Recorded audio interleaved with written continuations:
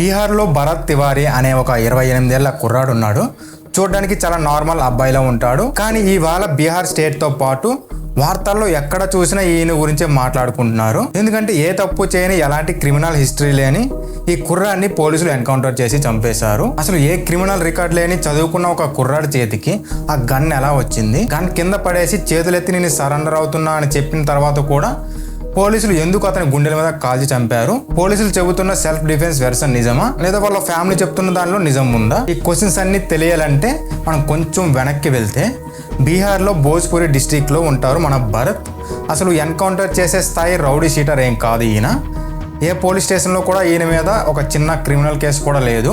BSc చదువుతున్నాడు. ఊళ్ళో ఒక ఎలక్ట్రిక్ బైక్ షోరూమ్ పెట్టుకోవాలని లైసెన్స్కి అప్లై చేసుకొని మంచి ఫ్యూచర్ కోసం ట్రై చేస్తున్న ఒక ఆర్డినరీ కుర్రాడు. అయితే ఈయనకి సొసైటీ మీద జరుగుతున్న తప్పుల మీద, రోడ్స్ బాగోలేకపోవడం మీద, ఫ్లడ్స్ వల్ల జనాలు పడుతున్న కష్టాల మీద చాలా కోపం ఉండేది.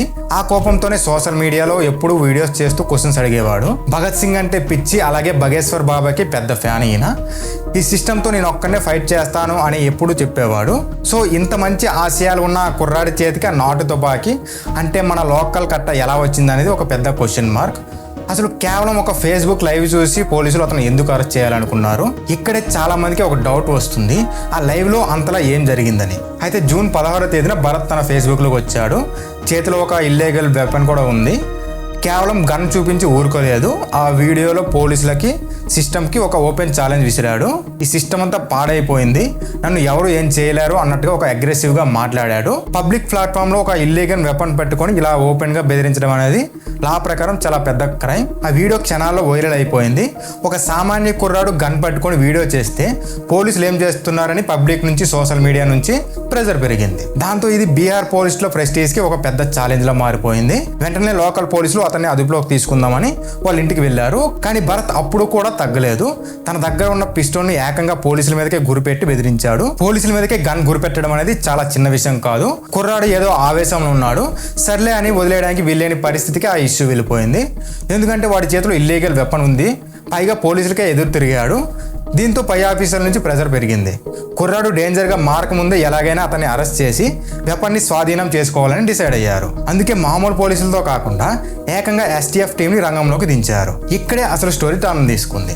ఆ మన్నాడే అంటే జూన్ 17 మార్నింగ్ సరిగ్గా 9 గంటల టైంలో షాపూర్ పోలీసులు అలాగే ఎస్టీఎఫ్ టీంతో కలిసి భోజ్పూర్లోని బైలూటి గ్రామానికి చుట్టుముట్టారు. అక్కడి నుంచి కొన్ని గంటల్లో ఒక పెద్ద ఫైరింగ్ జరిగింది. పోలీసులు ఏం చెప్తున్నారంటే భరత్ వాళ్ళని చూడగానే ఆవేశంతో ఒక 8 నుంచి 10 రౌండ్లు ఫైర్ చేశాడట. ఎంత వార్నింగ్ ఇచ్చినా వినలేదు. ఇంకా తప్పని పరిస్థితిలో తమ సెల్ఫ్ డిఫెన్స్ కోసం తిరిగి కాల్చాల్సి వచ్చిందని చెప్పారు. అలా బ్లడ్ లో పడి ఉన్న భరత్ ని హాస్పిటల్ కి తీసుకెళ్లే లోపే ప్రాణాలు పోయాయి. సో అంతా అయిపోయింది. కుర్రాడు ఆవేశంలో గన్ పట్టుకున్నాడు, ఎన్కౌంటర్ లో చనిపోయాడని అందరూ ఫిక్స్ అయిపోయిన టైంలో చివరికి ఒక లీక్ అయిన వీడియో సోషల్ మీడియా అంతా పెద్దగా వైరల్ అయింది. ఆ వీడియో క్లిప్ లో ఏముందంటే భరత్ తన చేతిలో ఉన్న గన్ని చాలా దూరంగా విసిరేసి నేను సరెండర్ అవుతున్నా అని గట్టిగా చెప్పడం క్లియర్ గా రికార్డ్ అయింది. ఇది చూసి బీహార్ మొత్తం ఒక్కసారిగా ఉలిక్కి పడింది. ఎందుకంటే గన్ కింద పడేసి చేతులెత్తి సరెండర్ అయిన కుర్రాడిని ఎందుకు అలా గుండెల మీద కాల్చారని పబ్లిక్ గట్టిగా నిలదీయడం స్టార్ట్ చేశారు. వాళ్ళ అమ్మ కూడా నడి రోడ్డు మీద కొడుకు డెడ్ బాడీ పక్కన కూర్చొని లొంగిపోయిన కుర్రాడిని కనికరం లేకుండా చంపారని ఏడుస్తుంటే జనాలకి కోపం వచ్చింది. ఎప్పుడు చూసినా మన కంట్రీలో పెద్ద నక్సల్స్ని, టెర్రరిస్ట్ని కూడా పోలీసులు ప్రాణాలతో పట్టుకుని సరెండర్ చేయిస్తారు. అలాంటిది ఒక క్రిమినల్ రికార్డ్ లేని కుర్రాడిని ప్రాణాలతో ఎందుకు పట్టుకోలేకపోయారు? ఒకవేళ వాడు నిజంగా ప్రాణాలకు ప్రమాదంగా మారితే కాళ్ళ మీద కాల్చొచ్చు కదా, డైరెక్ట్గా గుండెల మీద ఎందుకు కాల్చారు? ఈ డిబేట్ అంతా సోషల్ మీడియాలో బాగా పెరిగిపోయింది. దాంతో ఈ కేసు చాలా అనుమానాలు వస్తున్నాయి. సీఎం సమ్రాట్ చౌదరి అలాగే డీజీపీ కామెంట్స్ చూస్తే అతను మెంటల్లీ డిస్టర్బ్ అయ్యాడు, ఇతన్ని పట్టుకుని హాస్పిటల్కి పంపాలనుకున్నామని చెప్పారు. మన లా ప్రకారం మెంటల్లీ అప్సెట్ అయిన పర్సన్ కి ట్రీట్మెంట్ ఇప్పించాలి, కానీ ఇలా టోటల్ దించకూడదు కదా. ఇంకో పెద్ద అప్డేట్ ఏంటంటే ఈ ఎన్కౌంటర్ లో ఉన్న 4 పోలీసుల్ని గవర్నమెంట్ వెంటనే సస్పెండ్ చేసింది. పోలీసులు తప్పు చేయకపోతే సెల్ఫ్ డిఫెన్స్ కే కాల్చితే వాళ్ళని ఎందుకు సస్పెండ్ చేస్తారు? ఇక్కడే అనుమానాలు ఇంకా పెరిగాయి.